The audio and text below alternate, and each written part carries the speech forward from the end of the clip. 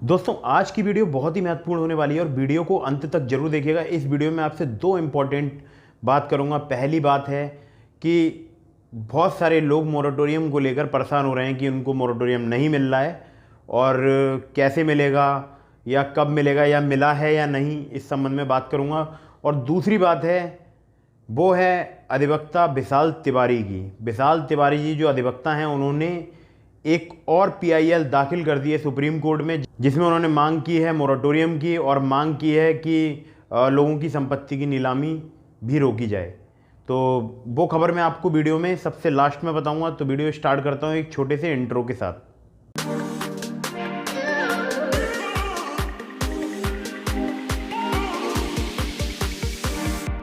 नमस्कार दोस्तों, मेरा नाम अभिषेक है। आप देख रहे हैं आपका अपना चैनल सेटलमेंट टीवी। अगर अभी तक आपने चैनल को सब्सक्राइब नहीं किया तो नीचे आपको एक रेड कलर का सब्सक्राइब बटन दिख रहा होगा, उसको प्रेस कर लीजिएगा। उसके बगल में एक बेल आइकन भी होता है, उसको भी प्रेस कीजिएगा, जिससे कि मैं कोई भी वीडियो डालूं सबसे पहले नोटिफिकेशन आपके पास पहुंच जाए। काफ़ी तेज बोल दिया ना मैंने। खैर, तो क्या आप लोगों के लिए अभी तक मोरेटोरियम मिला है? अगर मिला है तो कमेंट करके ज़रूर बताइए, और नहीं मिला है तो भी कमेंट करके बताइए।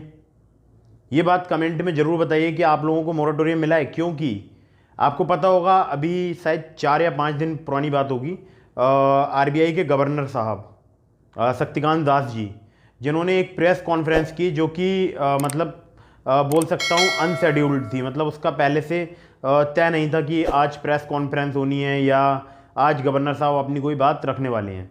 खैर, प्रेस कॉन्फ्रेंस हुई, उसमें उन्होंने रिजोल्यूशन फ्रेमवर्क नाम से एक बोल सकता हूँ एक नई नीति अपनी बताई।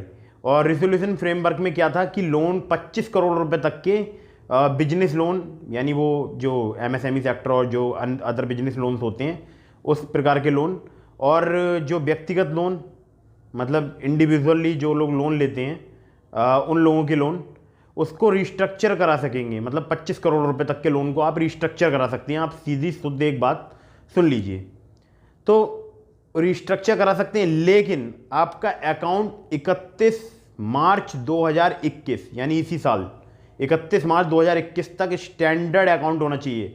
मतलब जो आपका लोन अकाउंट है वो स्टैंडर्ड कैटेगरी में होना चाहिए। मतलब कि आपने अपनी जो ईएमआई है वो समय पर चुकाई होनी चाहिए। आपको मेरी बात बिल्कुल अच्छे से क्लियर हो गई होगी, तभी आप इस सर्विस का लाभ ले सकते हैं। मतलब रिजोल्यूशन फ्रेमवर्क 2.0 का लाभ ले सकते हैं। अब आगे की कहानी सुनिए। आगे की कहानी यह है कि रिजोल्यूशन फ्रेमवर्क 2.0 मतलब आपको जो रिस्ट्रक्चर करा जाएगा या उसके तहत जो आपको मोरेटोरियम प्रोवाइड कराया जाएगा, मतलब एक ही में मोरेटोरियम और रिस्ट्रक्चर हो चुका है, थोड़ा मिक्सअप।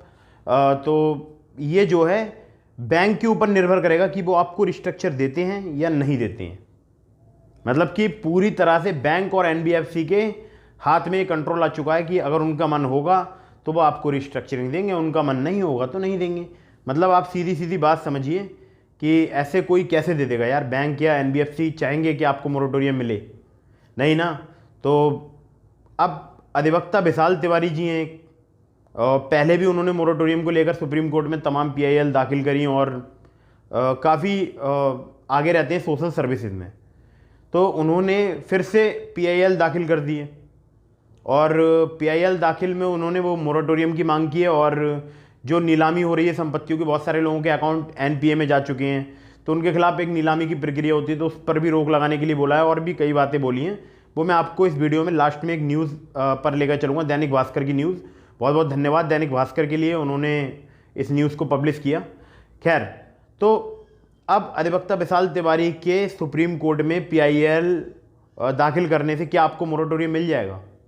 क्या आपको लगता है मोरेटोरियम मिलेगा? ये डिपेंड करता है सुप्रीम कोर्ट के ऊपर कि सुप्रीम कोर्ट उस पीआईएल को किस रूप में समझते हैं, कैसे समझते हैं, जो भी हमारे माननीय न्यायाधीश जी हैं। और इस समय आप लोगों को पता होगा कि इंसान के पास प्रॉब्लम्स कितनी हैं। पहले तो वो अपने खाने का बंदोबस्त करेगा, मतलब कि जो आपके पास जमा पूंजी है उसमें आप अपने बोल सकता हूँ गरीब या मध्यम वर्गीय जो लोग हैं वो अपने महीने का पहले तो एक बजट बनाते हैं और उसके हिसाब से चलते हैं। और अभी तो पता नहीं है कब तक ये लॉकडाउन वाली कंडीशंस रहेंगी। देश में अलग अलग जगह पे, कहीं पे आंशिक लॉकडाउन है, कहीं पे पूर्ण लॉकडाउन है। बहुत सारे लोग परेशान हैं, मध्यम वर्गीय और गरीब ज़्यादा इसमें परेशान हैं, ज़्यादा क्राइसिस से जूझ रहे हैं। अब ऐसे में सवाल होता है कि क्या ये लोग ईएमआई चुका पाएंगे? क्या आपको लगता है कि ऐसे में ईएमआई मोस्ट कस्टमर्स जो हैं बैंक के या एनबीएफसी के, वो ईएमआई रेगुलर टाइमली पे नहीं कर पाएंगे और उनका अकाउंट चला जाएगा एनपीए में और फिर उनके खिलाफ फर्दर प्रोसीडिंग्स होंगी, या हो सकता है एनपीए में ऑलरेडी जा चुका हो। तो ऐसे लोगों को भी रिसोल्यूशन 2.0 रिसोल्यूशन फ्रेमवर्क 2.0 का लाभ नहीं मिलेगा। मतलब कुल मिला के आप ये समझ लीजिए कि आपको रिसोल्यूशन फ्रेमवर्क 2.0 लेने के लिए काफ़ी मशक्क़त करनी पड़ सकती है, हो सकता है ना भी मिले, क्योंकि बैंक और एनबीएफसी के ऊपर पूरी तरह से छोड़ दिया गया है सब कुछ। तो आप लोगों को समझ आ गया होगा, और जिनको मिल चुका है ना मोरेटोरियम, वो एक बार कमेंट करके बता दें। जिनको नहीं मिला है तो कोशिश करें, बैंक से संपर्क करें एनबीएफसी से। और तो इसके अलावा अभी हमारे पास विकल्प ये हैं कि हम ट्वीट कर सकते हैं अपनी बात के लिए। तो सेटलमेंट टीवी को भी आप ट्विटर पर जाइए और फॉलो कर लीजिए, ठीक है, लिंक डिस्क्रिप्शन में है। और इंस्टाग्राम पर भी मुझे फॉलो कर लीजिए। तो मैं ट्वीट करता हूँ कुछ ना कुछ, उसको रीट्वीट कर दीजिएगा, या अपने पास से भी ट्वीट किया कीजिए, उसमें टैग कर दिया कीजिए प्रधानमंत्री जी के लिए, वित्त मंत्री जो फाइनेंस मिनिस्टर हैं निर्मला सीतारमण जी, उनके लिए भी उसमें टैग कर दो ट्वीट में। इसके अलावा अनुराग ठाकुर जी जो वित्त राज्य मंत्री हैं, उनको भी टैग कर दीजिए। तो ऐसे जैसे अमित शाह जी हैं गृह मंत्री, उनको भी उस ट्वीट में टैग कीजिए और ऐसे ट्वीट कीजिए कि हमें मोरेटोरियम चाहिए ब्याज रहित। मतलब कि आपको अगर मोरेटोरियम बैंक प्रोवाइड भी कराएगी ना, रिजोल्यूशन फ्रेमवर्क 2.0 देगी भी, उसमें भी आपसे ब्याज वसूला जाएगा, ठीक है। और अगर आपने रिस्ट्रक्चरिंग ले ली तो रिस्ट्रक्चरिंग में भी आपसे प्रोसेसिंग फ़ी वसूली जाएगी। मतलब ऐसा मैंने कई न्यूज़ में पढ़ा है। तो अब आपके सामने चुनौती है कि आपको मोरेटोरियम मिलेगा या नहीं, रिस्ट्रक्चरिंग मिलेगी या नहीं। और आप लोग बाकी सब समझदार हैं कि आपको क्या करना है। आपको ट्वीट करना है, अपनी बात किसी भी माध्यम से सरकार तक पहुंचानी है। आप कितने परेशान हैं, ये बात सरकार तक पहुंचाना आपकी भी जिम्मेदारी बनती है, और आपको ट्वीट करना चाहिए अगर आप परेशान हैं तो। और अगर आप समय पर ईएमआई दे सकते हैं तो दे दीजिए, कोई प्रॉब्लम की बात नहीं है। और मेरी अगर राय माने तो समय पर ही दीजिएगा, मोरेटोरियम या रिस्ट्रक्चरिंग के चक्कर में ना पड़िएगा। खैर, अभी मैं आपको उस न्यूज़ पर लेकर चलता हूँ जो कि सुप्रीम कोर्ट में पीआईएल दाखिल की गई है, और पता नहीं कब इस पर कोई फैसला आएगा सुप्रीम कोर्ट से, या देखते हैं सुप्रीम कोर्ट में ये पीआईएल एक्सेप्ट भी होती है और रिजेक्ट हो जाती है। सब कुछ आगे देखा जाएगा आने वाले समय में। खैर, मैं अभी आपको न्यूज़ पर लेकर चलता हूँ। तो ये खबर है दैनिक भास्कर की, और इसका लिंक मैं आपको डिस्क्रिप्शन में प्रोवाइड करा दूंगा। आप चाहें तो वहाँ से जाकर इसको चेक कर सकते हैं, पढ़ सकते हैं। तो यहाँ लिखा है, कोविड की दूसरी लहर ने बिगाड़े हालात, बैंक बकाया के भुगतान के लिए मिले 6 महीने का मोरेटोरियम, सुप्रीम कोर्ट में दाखिल की याचिका। 2 घंटे पहले की न्यूज़ है, मतलब जब मैं ये वीडियो रिकॉर्ड कर रहा हूँ उससे 2 घंटे पहले की। सुप्रीम कोर्ट से आग्रह, 6 महीने तक संपत्ति की नीलामी पर रोक लगे, अगले 6 महीने तक कोई भी अकाउंट एनपीए घोषित न किया जाए। कोविड की दूसरी लहर के कारण आर्थिक हालात फिर से बिगड़ गए हैं, ऐसे में बैंक के बकाया भुगतान के लिए 6 महीने का मोरेटोरियम दिया जाएगा। सुप्रीम कोर्ट में दाखिल एक याचिका में यह मांग की गई है।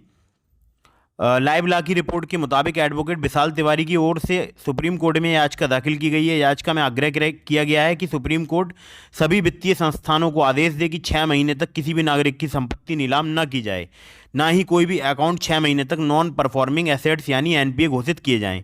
आरबीआई ने अभी तक मोरेटोरियम पर कोई फैसला नहीं लिया। कोविड की दूसरी लहर सामने आने के बाद अभी तक reserve bank of India RBI ने मोरेटोरियम को लेकर कोई फैसला नहीं लिया है। हालांकि पिछले सप्ताह आरबीआई ने कहा था कि बैंक 2 साल की अवधि के लिए लोन रिस्ट्रक्चर करा सकते हैं।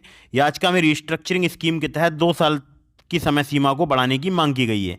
केंद्र आरबीआई ने कोई कदम नहीं उठाया। याचिका में आरोप लगाया गया है कि कोविड के कारण लोगों के सामने पैदा हुए आर्थिक संकट से निपटने के लिए केंद्र सरकार और आरबीआई ने कोई कदम नहीं उठाया, ना ही इसका प्रभाव कम करने के लिए किसी वित्तीय पैकेज की घोषणा की गई है। याचिका में कहा गया है कि उत्तरदाताओं ने ऐसा न करके आजीविका के मौलिक अधिकार का उल्लंघन किया है। ऐसे में आम जनता के हित में कोर्ट का इस मामले में तुरंत दखल देना जरूरी है, और बात बिल्कुल यहाँ पर इन्होंने ठीक कही है। खैर, आगे बढ़ते हैं न्यूज़ में। आरबीआई उठा सकता है जरूरी कदम। अभी तक यह स्पष्ट नहीं हो पाया कि कोर्ट ने याचिका स्वीकार की है या नहीं। यदि याचिका स्वीकार कर ली गई तो आरबीआई आगे क्या कदम उठा सकता है। हालांकि यह स्पष्ट है कि आरबीआई भविष्य में इसको लेकर कदम उठा सकता है। इसमें से कुछ कदमों की घोषणा जून के पहले सप्ताह में होने वाली मॉनेटरी कमेटी की बैठक के बाद हो सकती है। स्थिति की गंभीरता को देखते हुए पहले भी कदम उठाए जा सकते हैं। क्या है आरबीआई की रिस्ट्रक्चरिंग स्कीम? आरबीआई ने कोविड को देखते हुए हाल ही में नई रिस्ट्रक्चरिंग स्कीम को मंजूरी दे दी है। व्यक्तियों, छोटे व्यवसायियों और एमएसएमई जिनके पास 25 करोड़ रुपए तक का कुल एक्सपोजर है और जिन्होंने पहले की रिस्ट्रक्चरिंग से कोई लाभ नहीं उठाया है, जिन्हें 31 मार्च 2021 तक स्टैंडर्ड लोन के रूप में क्लासिफाई किया गया था, वे रिजोल्यूशन फ्रेमवर्क 2.0 के तहत इसके लिए योग्य होंगे। हालांकि ये बैंकों के ऊपर है कि वे आपको इसका लाभ देंगे या नहीं, किस तरह देंगे, यह भी उन्हीं के ऊपर है। तो देखा आप लोगों ने, न्यूज़ भी आपको मैंने दिखा दी है, तो विशाल तिवारी जी को बहुत बहुत धन्यवाद। और पहले भी मैं उनके ट्विटर अकाउंट का स्क्रीनशॉट वगैरह शेयर कर चुका हूँ वीडियोज़ में। खैर, अभी आप मुझे बताइएगा आपको ये वीडियो कैसी लगी मेरी, और ये जानकारी आपको कितनी पसंद आई, ये कमेंट बॉक्स में ज़रूर बताइएगा। साथ ही साथ वीडियो को लाइक कीजिएगा, चैनल को सब्सक्राइब करना बिल्कुल भूलिएगा। मिलते हैं फिर किसी इंपॉर्टेंट वीडियो में, फिर किसी इंपॉर्टेंट टॉपिक के साथ। तब तक के लिए जय हिंद, वंदे मातरम।